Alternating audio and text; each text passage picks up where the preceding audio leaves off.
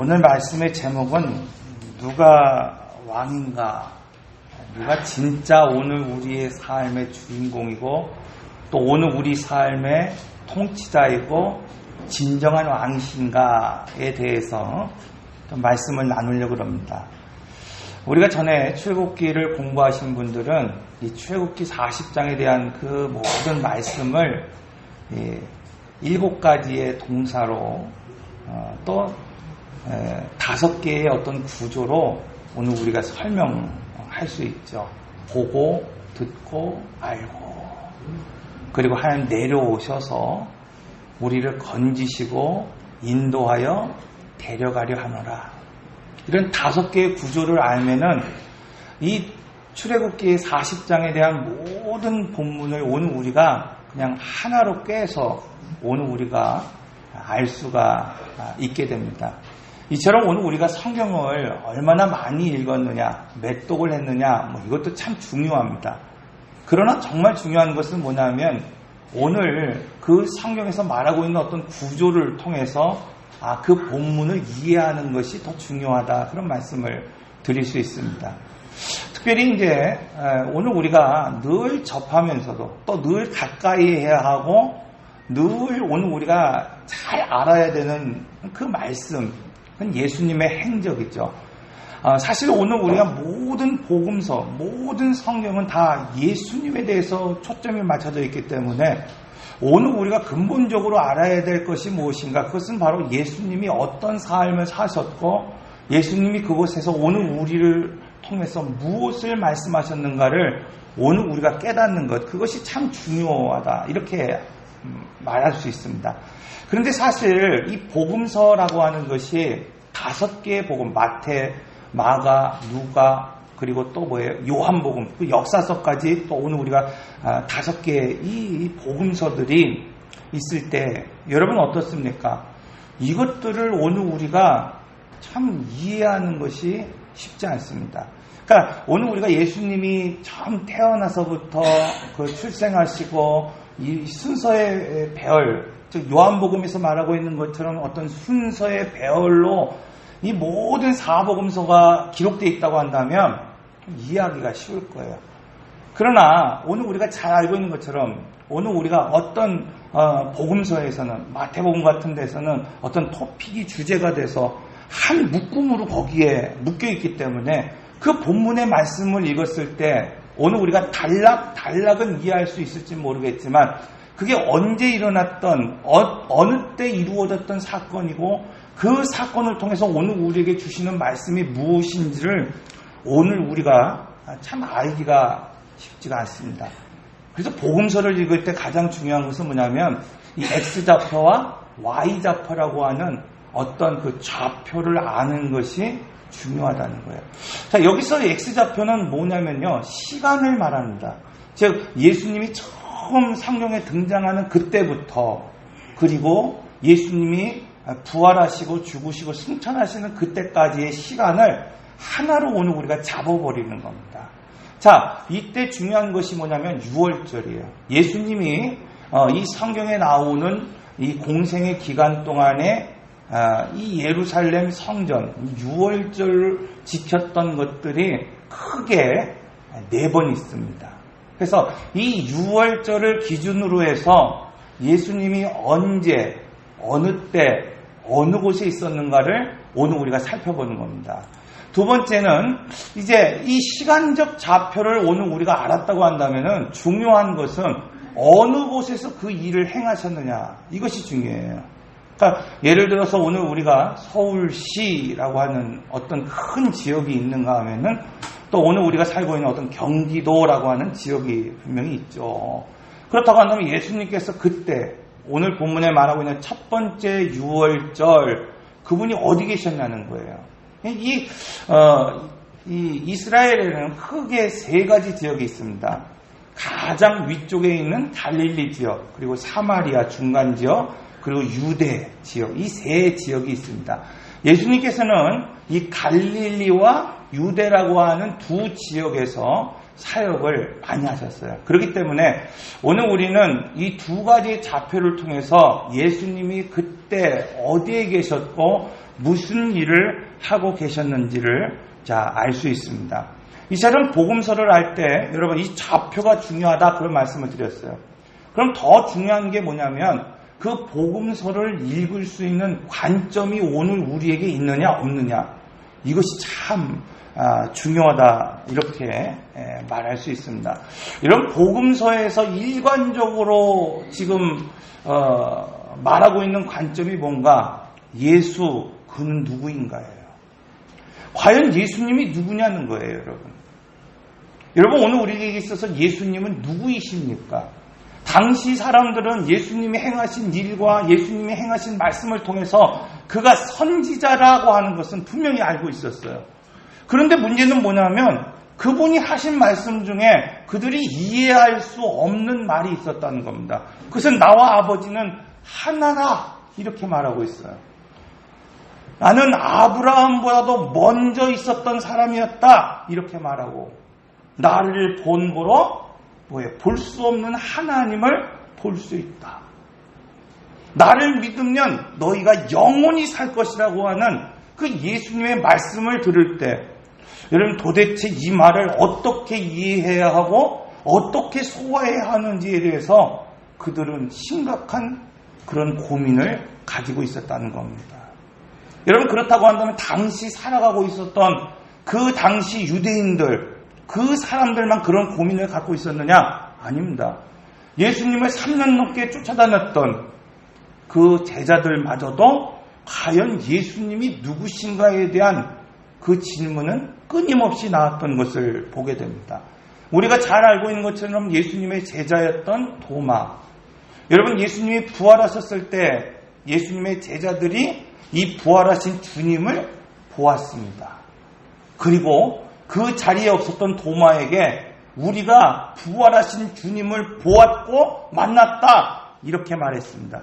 그럼에도 불구하고 이 도마는 예수님을 내가 만지고 보지 않고서는 믿지 않겠다 이렇게 말하고 있어요.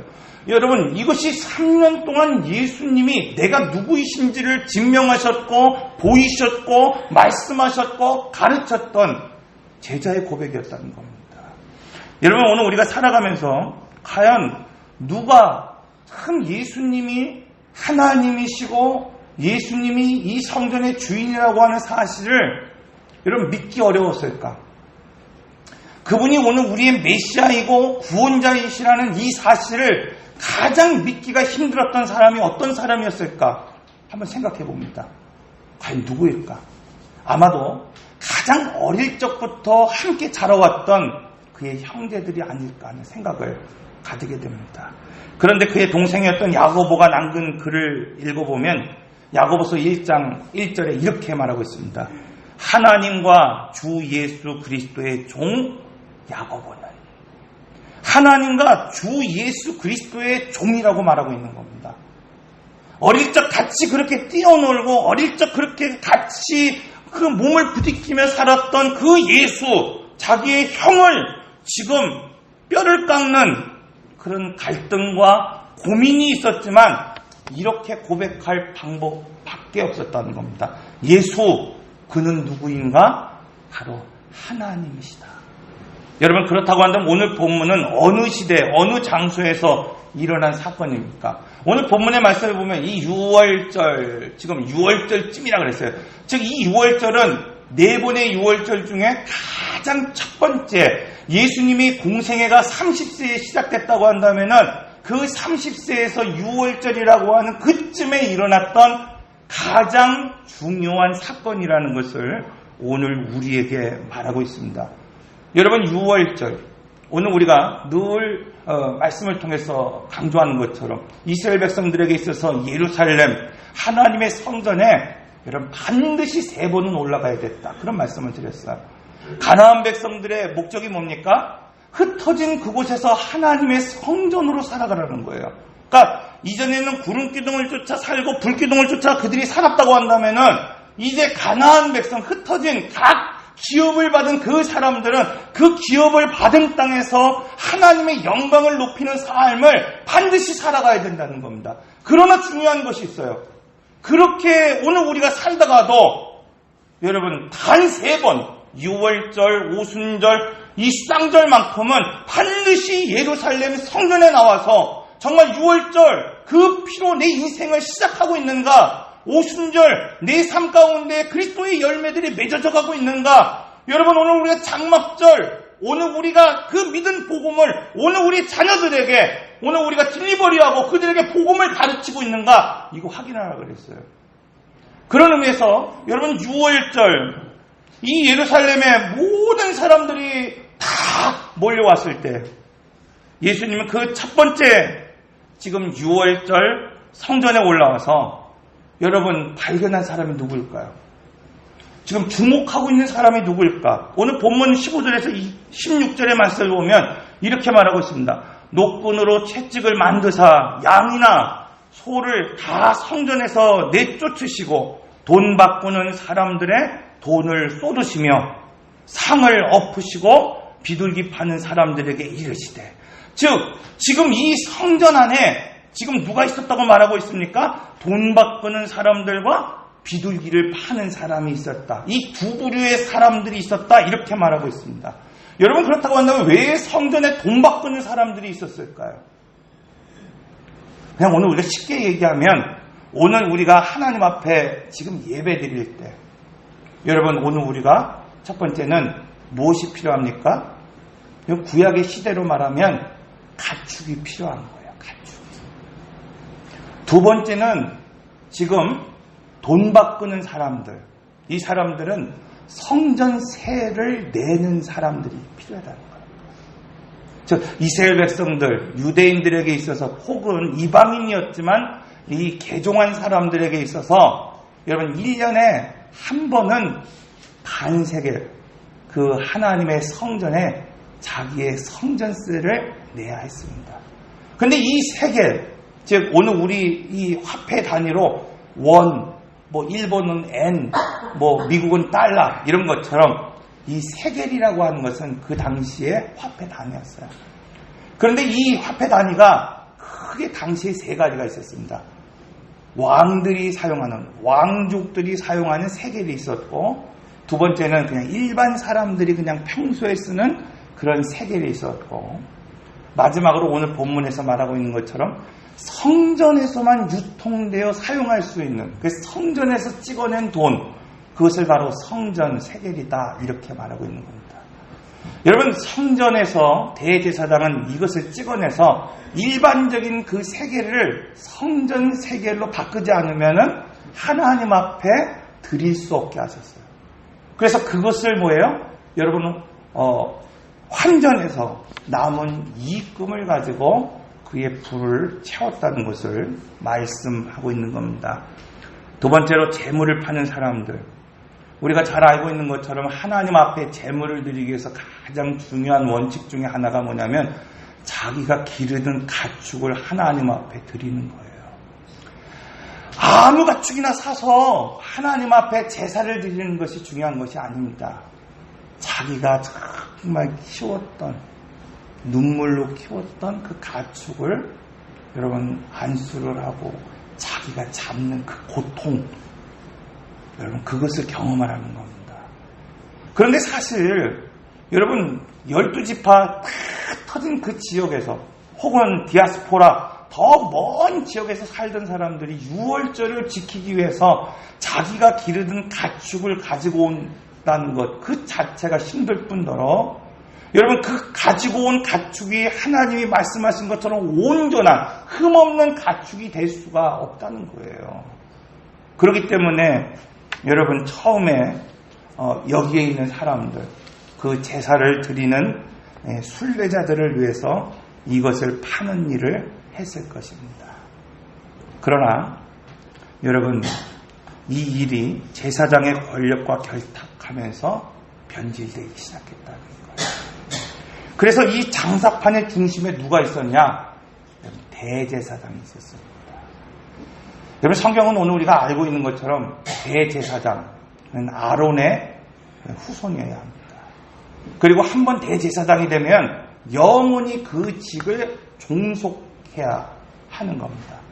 그런데 예수님 당시에 이 대제사장, 그는 안나스와 가야바라고 하는 그 사람들이 있었던 것을 보게 돼요. 그들은 지금 로마로부터 돈을 주고 대제사장의 권한을 매입했고 그 매입한 자금을 환수하기 위해서 성전 3개를 만들어서 지금 돈 바꾸는 일, 그 중심에 누가 있었느냐? 대제사장이 있었다는 겁니다. 가축을 파는 그 중심, 거기에 누가 있었느냐? 종교 지도자들이 있었다는 겁니다. 이처럼 지금 대제사장들은 그 종교심을 이용해서 강도짓을 하고 있는 겁니다. 이처럼 오늘 우리 신앙생활에도 여러분 주객이 전도될 때가 있습니다. 하나님의 나라의 복음이 수단이 돼버리고 사명을 위해서 사역해야 함에도 불구하고 사명이 여러분 사라져버린 그런 삶을 살 때가 있습니다. 그때 예수님은 대제사장 안나스의 이 장사판을 뒤엎으시고 이 성전의 주인이 바로 나! 오늘 이 성전은 바로 기도하는 집이다. 이렇게 선언하고 있습니다. 오늘 기도하는 집이 되어야 할 오늘 우리의 삶이 여러분 오늘 하나님의 이 예배 하나님이 거하실 만한 성전이 되어야 될 오늘 우리의 몸이 오늘 그러한 삶을 살아가지 못할 때 주님은 동일하게 오늘 우리에게 찾아오셔서 바로 내 삶의 주인이 바로 나다. 바로 내 몸을 통치하는 내 인생을 통치하는 그분이 누구인가? 하나님이라고 선언하실 것입니다. 여러분 예수님께서 공생애를 시작할 때 이 성전에 올라와서 지금 안나스 제사장 이 장사판을 다 뒤엎어버린 것이 순간에 그냥 그런 감정 때문이었을까요? 그렇지 않습니다. 예수님께서는 30년을 기다리시며 지금 공생애가 시작되기를 30년을 기다리시며 벼르고 벼르다 지금 이 일을 하신 것입니다. 그것도 전국에서 또 디아스포라 모든 사람들이 어디에 모일 때 6월절 지금 예루살렘 성전에 모였을 때 자기가 왕인 것처럼 생각하고 있는 그 안나스 여러분 그리고 종교 지도자들 그들에게 지금 작심하시고 바로 하나님이 왕이시다. 이 성전의 주인이 누구신가? 바로 하나님이시다. 이렇게 선언하고 있습니다. 여러분 에스겔의 주제를 보면 성전에 포커스가 맞춰져 있어요.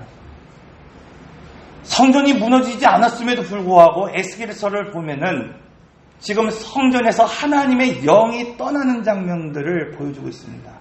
성전에서부터 미문으로 점점 산으로 올라가시고 결국 하늘로 올라가시는 그 장면을 보여주시면서 무엇을 오늘 우리에게 말씀하고 있습니까?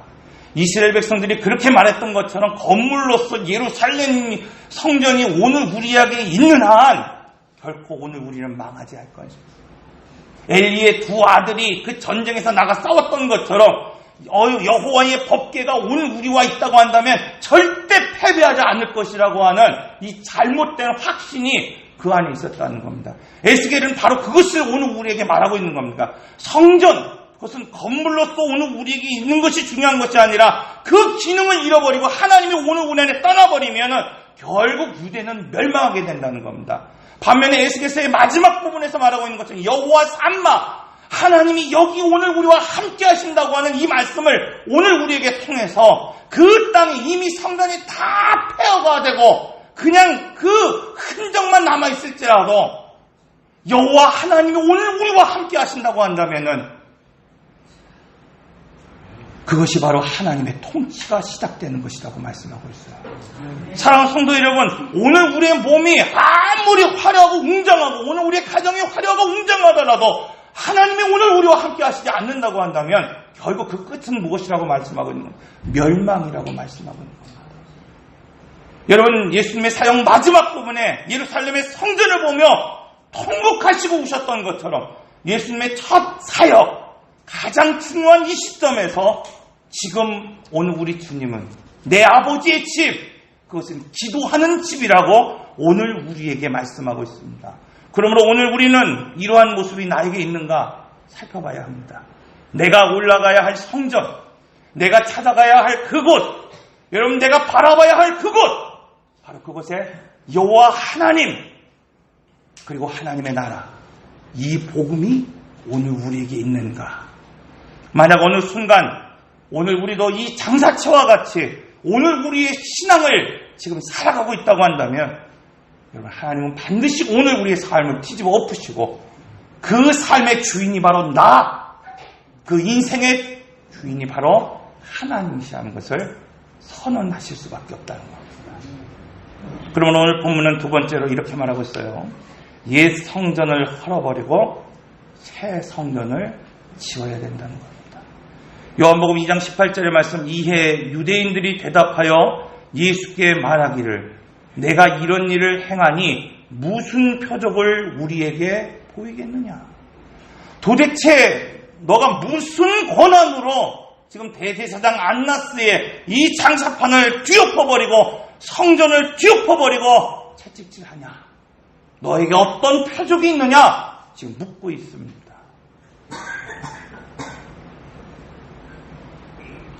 그때에 예수님께서 보인 표적이 이사야 56장 3절에서 7절 말씀입니다. 오늘 본문의 동일한 말씀이 마태복음 21장 14절에 15절 동일하게 소개되고 있습니다. 여호와께서 연합한 이방인은 말하기를 여호와께서 나를 그의 백성 중에서 반드시 갈라내시리라 하지 말며 고자도 말하기를 나는 마른 나무라 하지 말라. 여러분, 여기서 이방인들, 하나님의 성전에 들어갈 수 없는 사람들이에요. 고자. 여러분, 하나님의 총회에 절대로 들어가지 못할 사람으로 명문화되어 있는 사람들입니다. 그런데 이사야 56장에서 오늘 우리에게 말씀하시는 것은 뭐냐면은 이렇게 여호와 백성들과 함께 섞일 수 없고 이렇게 여호와의 성전에 들어갈 수 없는 이방인이고 또 심지어 지금 여호와 앞에 끊어진 고자일지라도 중요한 것은 무엇입니까?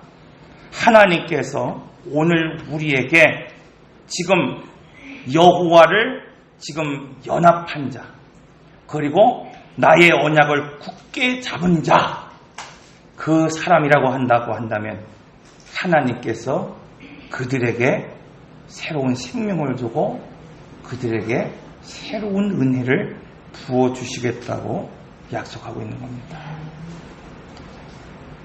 여러분, 이처럼 성전의 기능이 회복되자 마태복음 21장에서는 지금 장사판에서 천대받았던 사람들, 인정받지 못했던 사람들, 그들이 다 예수님께 나오기 시작했다고 말씀하고 있어요. 그 장사판에서는 절대 해결될 수 없는 그 문제들이 해결됐다고 말씀하고 있습니다. 마태복음 1장 21절, 아들을 낳으리니 이름을 예수라 하라. 이는 그가 자기 백성을 그들의 죄에서 구원할 자이심이더라. 성경은 오늘 우리에게 말씀하고 있어요. 예수 그는 누구인가? 그는 자기 백성을 그들의 죄에서 구원할 자임이니라. 마태복음 9장 22절, 예수께서 돌이켜 그를 보시며 이르시되 따라 안심하라. 내 믿음이 너를 구원하였다 하시니 여자가 그 즉시로 구원받았느니라. 사도행전 16장 42절, 주 예수를 믿으라. 그리하면 너와 내 집이 구원을 받으리라. 여러분, 예수 그는 누구인가? 성경은 그가 한결같이 그리스도이시고 그 성전의 주인이시고 그분은 하나님이시라고 오늘 우리에게 증명하고 있습니다. 이처럼 오늘 우리 삶에 하나님이 왕이 되실 때, 오늘 우리의 인생의 주인이 하나님이 되실 때, 오늘 우리의 몸, 그것은 기도하는 집이 될 것이고 오늘 우리의 삶은 이 죽어가는 사람들을 살리는 그 생명의 집이 될 줄로 믿습니다. 기도하겠습니다. 인내하신 곳에 주여 내 말